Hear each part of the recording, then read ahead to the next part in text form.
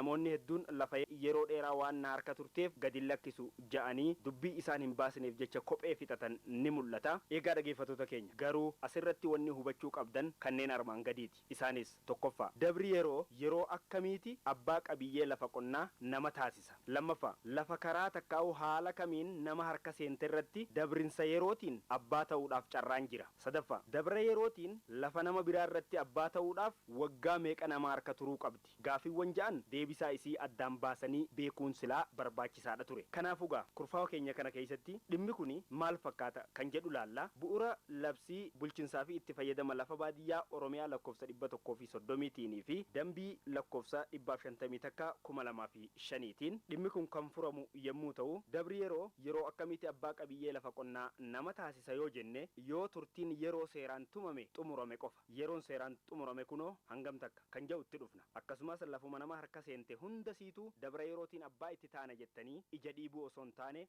lafa karaa takkaa'u haala kamiin na harka seente irrattiin dabrinsa yerootiin abbaa ta'uudhaaf carraa qaba ja'aatii addaan baafadha. Kanaafuu lafti dabra yerootiin abbaa qabiyyee ta'uudhaaf carraan jiru lafa abbaa qabiyyee